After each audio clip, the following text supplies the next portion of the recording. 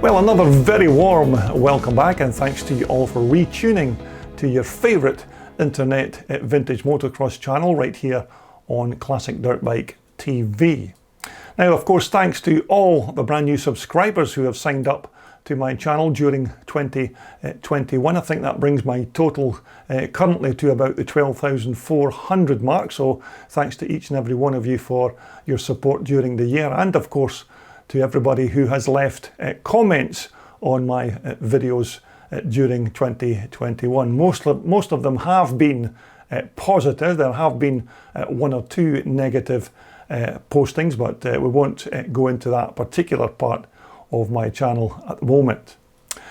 Now, we're going to continue with looking at vintage race bikes, and we've been back into my video archives, and we're going to take a look now at a lovely vintage Twinshocker that belongs to Scottish rider John Fullarton. So right now we're going to take a look at John's lovely C&J 4-stroke Honda.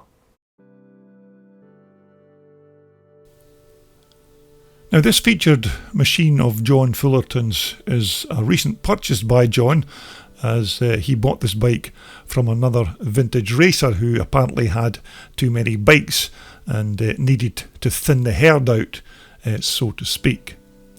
Now, the story goes that this particular C&J Honda was actually one of two bikes that were built for Neil Strugan from Consett in County Durham in the UK. Now, one of the bikes was a 412cc machine, while the other, which is our example here, is a 450cc bike. Now, the bike uses an American-made C&J frame, which, as you know, are made in Failbrook in California, and are top quality pieces of kit. And C&J, of course, not only make these kind of chassis for off-road bikes, they also make all manner of road-going motorcycle frames as well.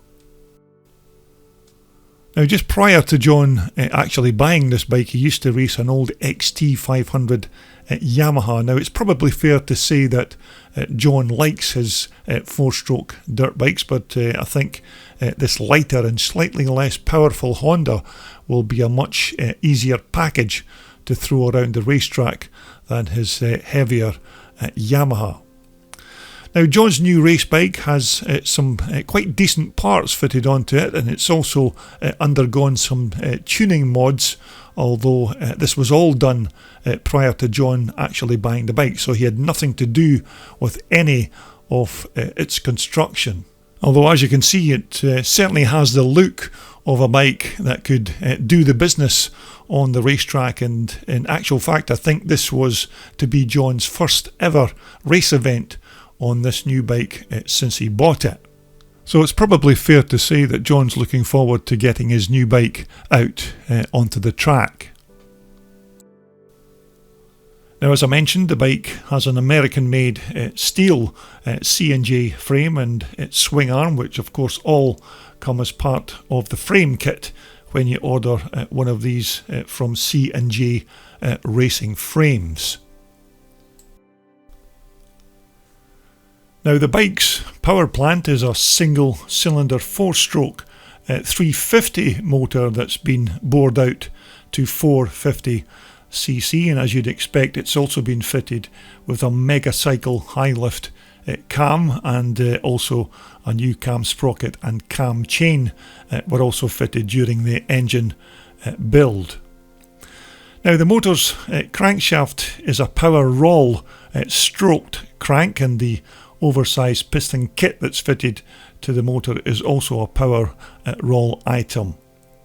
Now, a modern Mikuni carburetor has also been fitted to the motor to supply the engine with its fuel, and the motor's clutch once again has been upgraded from the standard configuration by fitting heavy duty clutch springs and EBC Kevlar fibre and steel clutch plates to help the transmission cope with the increase in power from the bigger 450cc engine.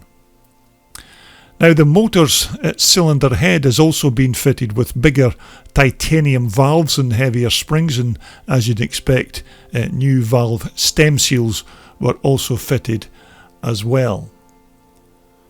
Now further tuning was also done on the cylinder head with matched inlet and exhaust manifolds, so there's been a fair amount of work done on this Honda motor to bring it up to this 450cc capacity. Now the gearbox is a 5-speed unit with, of course, first gear being down and the remaining second, third, fourth and fifth gears up. Now these outer casings also on the Honda motor were made of magnesium. Naturally, of course, this was done to keep the all-up weight of the bike to a decent level. Now when it came to the suspension on the bike, I was never really supplied with any information on their sum of parts, although I do expect that these are straight off another Honda race bike, possibly even a little Honda Elsinore or something similar, but they still look the part and they certainly look right on the bike, whatever make of Honda that they've been taken from.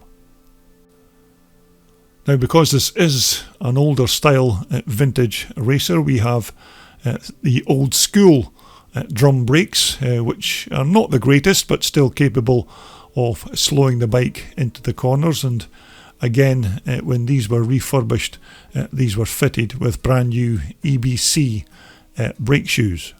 Now the bike's front and rear wheels were again a nice pair of alloy rims, and John told me that these also had new tubes and tyres fitted onto them.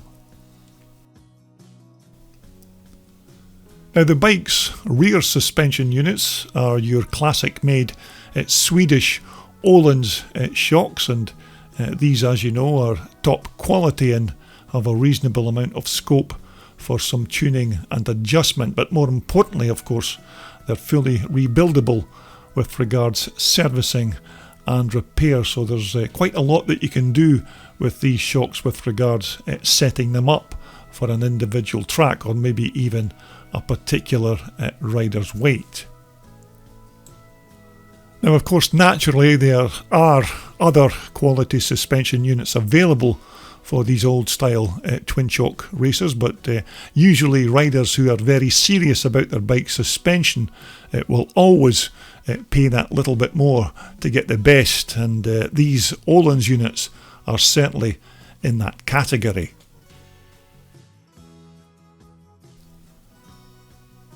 Now when it comes to the bike's fuel tank, I think this is almost certainly been taken from a Honda Elsinore. Of course the original Elsies did have a green stripe down the centre of the fuel tank, but original Elsinore fuel tanks in very good condition without any dents or dings in them are certainly worth good money for collectors of these Honda Elsinores, and when they find a tank that's in pretty good condition they'll pay top money for an original example.